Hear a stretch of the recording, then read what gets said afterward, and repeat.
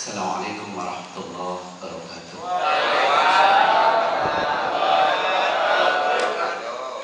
Alhamdulillah alladzi arsala rasulahu bil huda wa dinil haqq liyudhhirahu 'ala ad-din kullihi wa kafa billahi shahidan. Asyhadu an la ilaha illallah wahdahu la syarika lah wa asyhadu anna Muhammadan 'abduhu wa rasuluh. Amma ba'd. Yang sama-sama kita hormati guru besar kita, sesepuh kita, Kiai Haji Dr.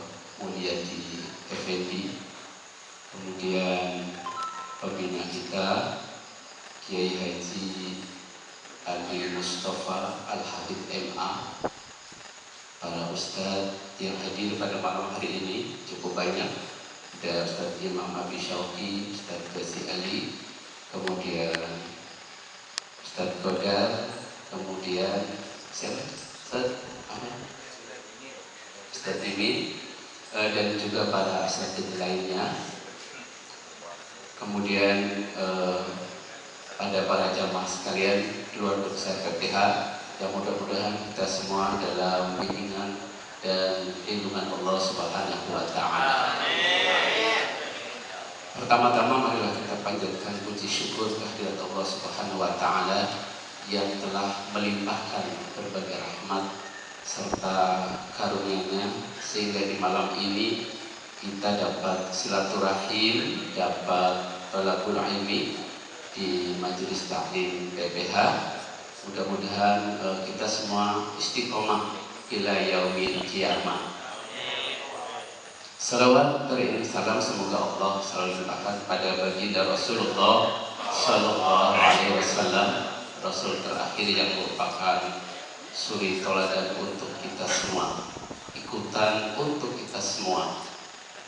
Jamaah sekalian yang dimuliakan oleh Allah, pada malam Rabu yang lalu telah disampaikan oleh Kiai Ali, salah satu stressing atau penekanannya adalah bahwa di bulan Rajab ini kita harus bisa mengerem semuanya, karena Rajab adalah pintu gerbang menuju Sayyidis Syuhur, menuju raja dari rajanya bulan, yaitu bulan Ramadan.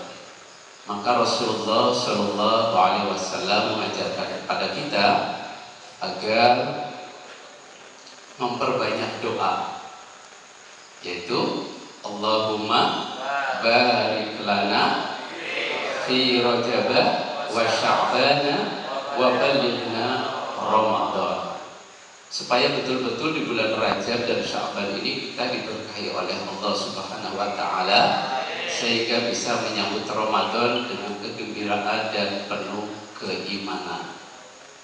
Jamaah sekalian yang dimuliakan oleh Allah, maka penting kita untuk selalu di setiap sholat membaca doa itu. Bulan Rajab yang harus juga kita ingat adalah di dalamnya ada peristiwa penting, yaitu Isra Mi'raj, perjalanan Nabi Muhammad SAW dari Masjidil Haram ke Masjidil Aqsa, kemudian naik ke Sidratul Muntaha untuk menerima perintah sholat. Dan ini sangat penting karena sholat merupakan salah satu amalan di mana kelak akan dimintai pertanggungjawabannya di hadapan oleh Allah Subhanahu wa Ta'ala.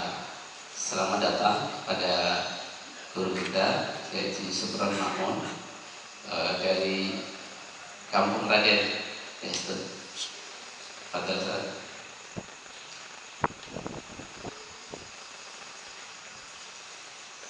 ya, kita lanjut. Jadi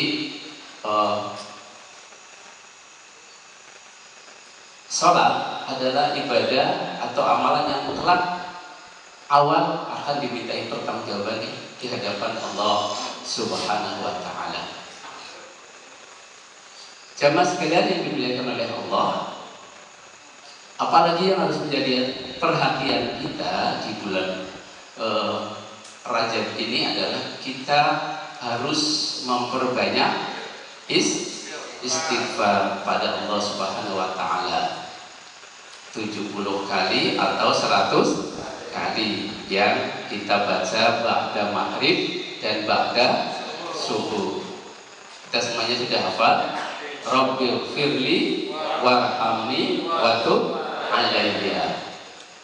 Dan kita harus terus menerus membaca itu, karena dari Ramadan ke Ramadan lagi, atau dari Rajab ke Rajab lagi, Rajab yang lalu ke Rajab yang sekarang, tidak mungkin kita tanpa salah, tanpa khilaf dan tanpa dosa. Maka kita harus membersihkannya menjelang memasuki bulan Ramadan, agar begitu Ramadan datang tiba kita sudah betul-betul bersih. Jadi ibarat tembok yang mau dicat, supaya catnya itu nempel, maka apa yang harus dilakukan?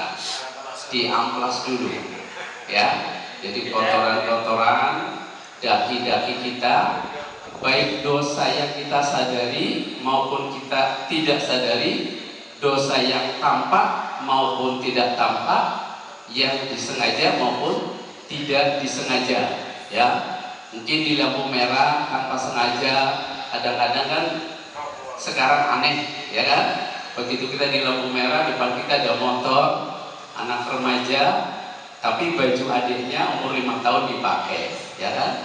Itu yang sering terjadi. Jadi kalau ditarik ke atas, hadap kaki ngali, ditarik ke bawah, luhur kaki ngali. Ini sering tidak disadari. Itu kita harus memperbanyak istighfar kepada Allah Subhanahu wa taala. Ini yang sering tidak kita sadari, ya. Yang membuat itu tadi sholatnya. Oke. Selamat datang pada Kiai Haji Ali Mustafa Al-Hafidh. Alhamdulillah dia sudah hadir.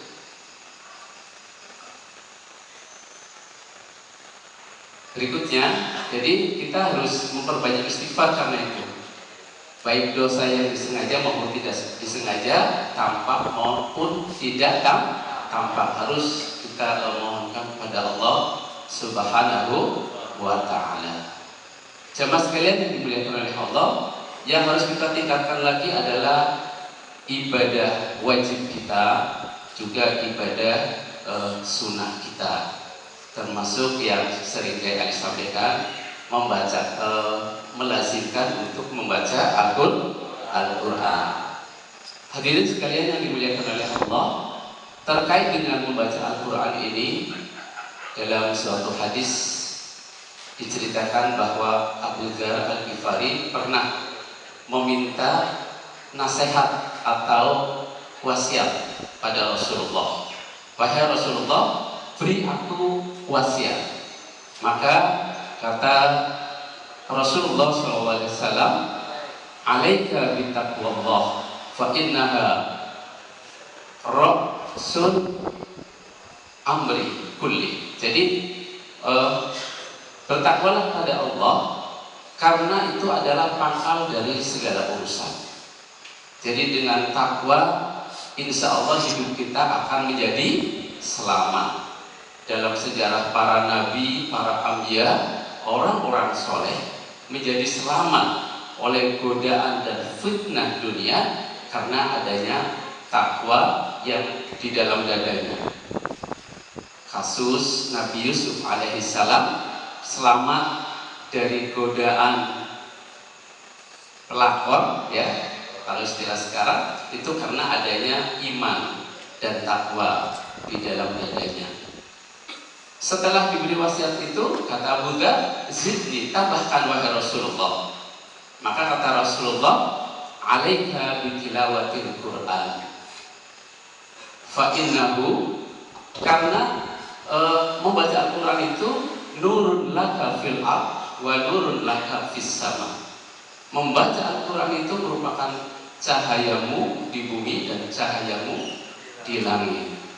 Maka dengan kita selalu tilawah Al-Quran, insya Allah kita akan mendapatkan petunjuk dari Allah Subhanahu wa taala, hidup dalam cahayanya, dalam petunjuknya.